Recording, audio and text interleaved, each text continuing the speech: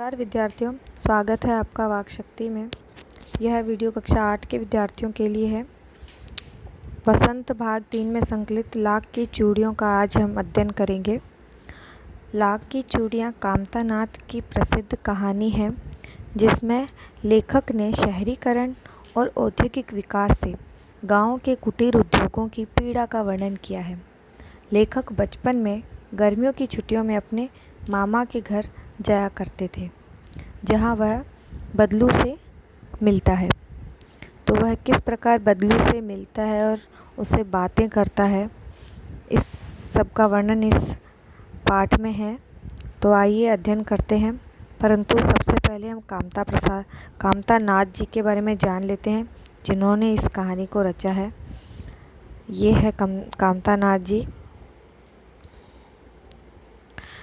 इनका जन्म 22 सितंबर 1935 को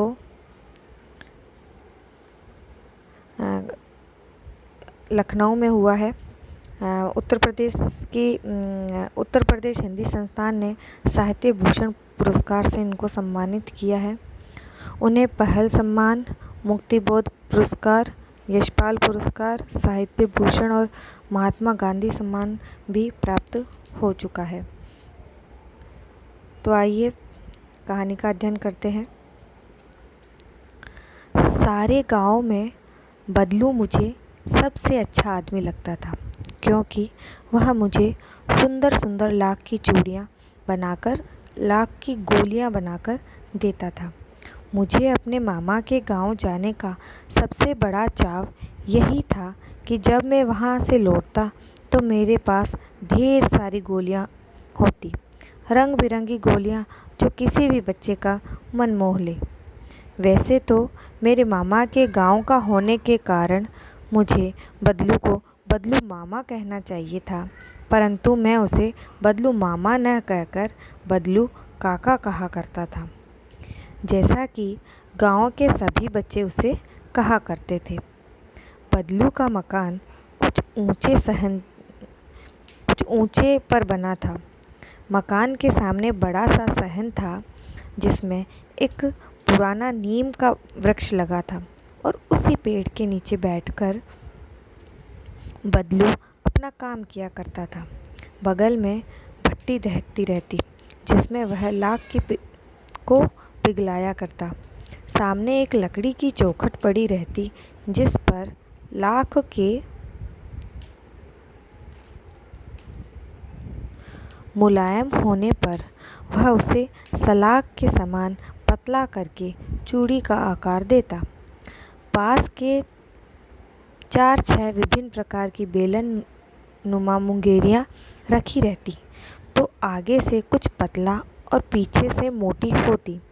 लाख की चूड़ियों की आकार देखकर वह मुंगेरियों पर चढ़ाकर गोल और चिकना बनाता, और तब एक एक कर पूरे हाथ की चूड़ियाँ बना चुकने के पश्चात वह उन पर रंग करता। बदलू यह कार्य सदा ही एक मच्चे पर बैठकर किया करता, जो बहुत पुरानी थी। बगल में ही उसका हुक्का रखा रहता, जिसको वह बीच बीच में पीता रहता। गांव में मेरा दोपहर का समय अधिकतर बदलू के पास ही बीतता। वह मुझे लल्ला कहा करता था। मेरे पहुंचते ही वह तुरंत एक मचिया मंगा देता। मैं घंटों बैठे बैठे उसे इस प्रकार चूड़ियाँ बनाते देखता रहता। लगभग रोज ही वह 4-6 जोड़े चूड़ियाँ बनाता, और पूरा जोड़ा बना लेने पर वह उसे बेलन पर चढ़ाकर कुछ क्षण चुपचाप देखा रहता,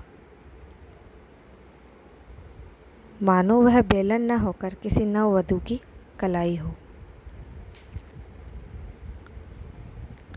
बदलू मनिहार था, और चूड़ियाँ बनाना उसका पैतृक पेशा था।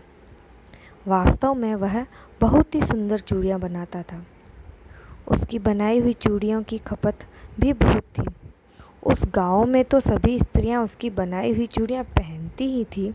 आसपास के गांव के लोग उससे चूड़ियाँ ले जाते थे, परंतु वह कभी चूड़ियों को पैसे से नहीं बेचता था।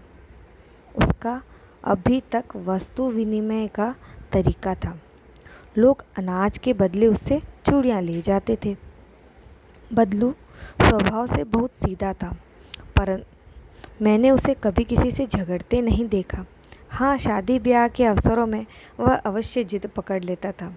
जीवन भर चाहे उससे मुफ्त चूड़ियाँ ले जाए, परंतु विवाह के अवसर पर वह सारी कसर निकाल देता था। आखिर सुहाग के जोड़े का महत्व ही और होता है। मुझे याद है, मेरे मामा के यहाँ किसी लड़की के विवाह पर जरा सी किसी बात पर बिगड़ गया था और फिर उसको मनाने में लोहे लग गए थे। विवाह में इसी जोड़े का मूल्य इतना बढ़ जाता था कि उसके लिए उसकी घरवाली को सारे वस्त्र मिलते, ढेरों अनाज मिलता और उसको अपने लिए पगड़ी मिलती, और रुपए जो मिलते सो अलग। यदि संसार में बदलू को किसी बात से चिढ़ थी तो वह थी कांच की चूड़ियाँ। यदि किसी स्त्री के हाथों में उसे कांच की चूड़ियाँ दिख जाती तो वह अंदर ही अंदर कुढ़ उठता और कभी कभी तो 2-4 बातें भी सुना देता।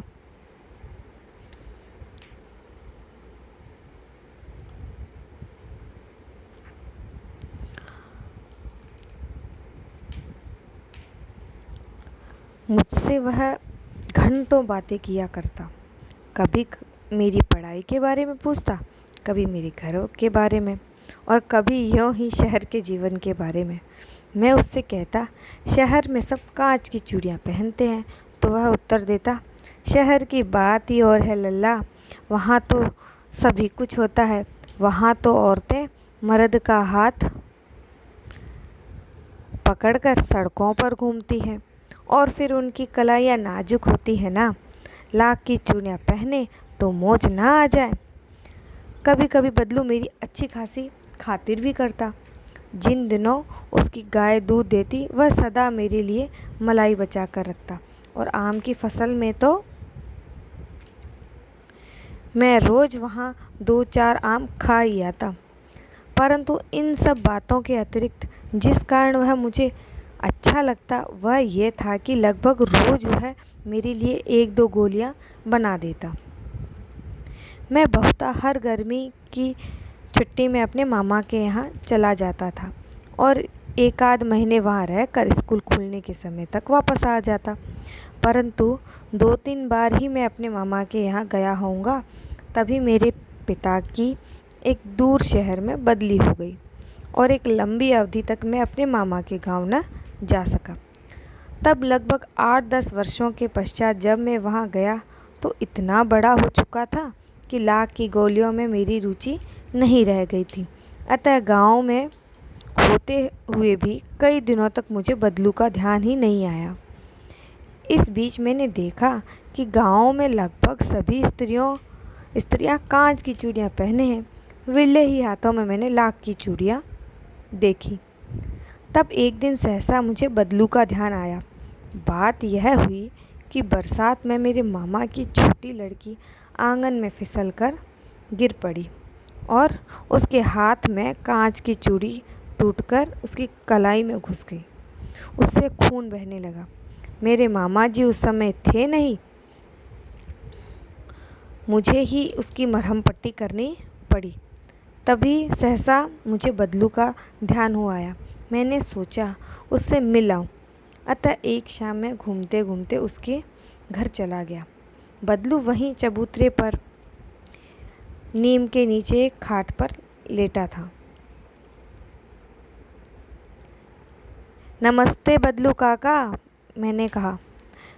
नमस्ते भैया, उसने मेरी नमस्ते का उत्तर दिया और उठकर खाट पर बैठ गया। परंतु उसने मुझे पहचाना नहीं और देर तक मेरी ओर निहारता रहा। मैं हूँ जनार्दन काका, आपके पास से गोलियां बनवा कर ले जाता था, मैंने अपना परिचय दिया। बदलू फिर भी चुप रहा, मानो वह अपनी स्मृति पटल पर अतीत के चित्रों को उतार रहा हो। तब वह एकदम बोला, आओ आओ लल्ला, बैठो, बहुत दिनों बाद गांव आए। हाँ, इधर आना ही नहीं हो सका काका, मैंने चारपाई पे बैठते हुए उत्तर दिया। कुछ देर फिर शांति रही। मैंने इधर उधर दृष्टि दौड़ाई, न तो मुझे उसकी मच्छियाँ ही नजर आई और न ही भट्टी। आजकल काम नहीं करते हो काका? मैंने पूछा। नहीं लल्ला, काम तो कई साल से बंद है। मेरी बनाई हुई चूड़ियाँ कोई पूछे तब ना।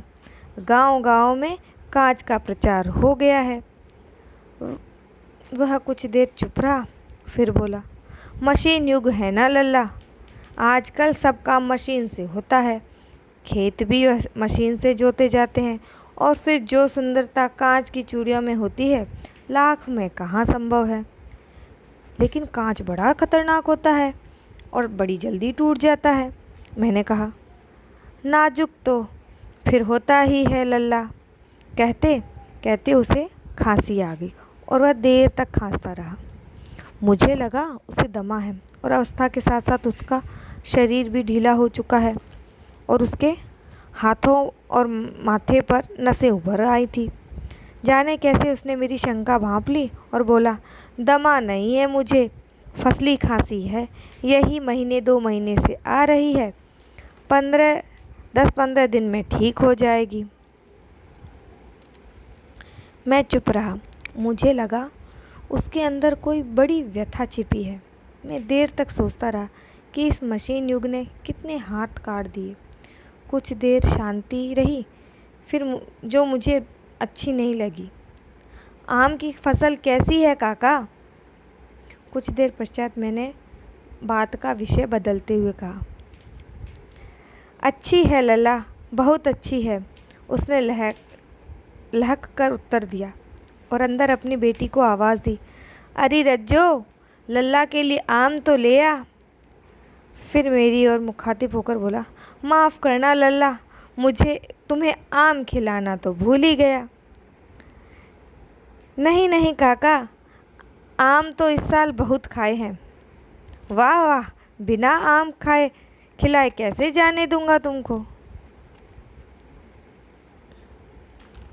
मैं चुप हो गया। मुझे वे दिन याद आए जब वह मेरे लिए मलाई बचा कर रखता था। गाय तो अच्छी है ना काका? मैंने पूछा। गाय कहाँ है लल्ला, 2 साल हुए बेच दी, कहाँ से खिलाता। इतने में रज्जो और उसकी बेटी अंदर से एक डलिया में ढेर सारे आम लेकर आए। वह तो बहुत है काका, इतने कहाँ खा पाऊँगा। वाह वाह, वह हंस पड़ा। शहरी ठहरे ना, मैं तुम्हारी उम्र का था तो इसके चौगुने आम एक बखत में खा जाता था। आप लोगों की बात और है, मैंने उत्तर दिया। अच्छा बेटी, लल्ला को 4-5 आम छांट कर दो, सिंदूरी वाले देना। देखो लल्ला कैसे हैं, इसी साल यह पेड़ तैयार हुआ है। रज्जो ने 4-5 आम अंजूली में लेकर मेरी ओर बढ़ा दिए। आम लेने के लिए मैंने हाथ बढ़ाया तो मेरी निगाह एक क्षण के लिए उसके हाथों पर ठिठक गई। गोरी गोरी कलाइयों में लाख की चूड़ियाँ बहुत ही फब रही थी। बदलू ने मेरी दृष्टि देख ली और बोल पड़ा, यही आखिरी जोड़ा बनाया था जमींदार साहब की बेटी के विवाह पर। 10 आने मुझे दे रहे थे, मैंने जोड़ा नहीं दिया और कहा शहर से ले आओ। मैंने आम ले लिए और खाकर थोड़ी देर पश्चात चला गया। मुझे प्रसन्नता हुई कि बदलू ने हार कर भी हार नहीं मानी थी। उसका व्यक्तित्व कांच की चूड़ियों जैसा नहीं था जो कि आसानी से टूट जाए। तो विद्यार्थियों, यह था आपका पाठ लाख की चूड़ियाँ। पढ़ते रहिए, मुस्कुराते रहिए, घर पे रहिए, सुरक्षित रहिए। धन्यवाद।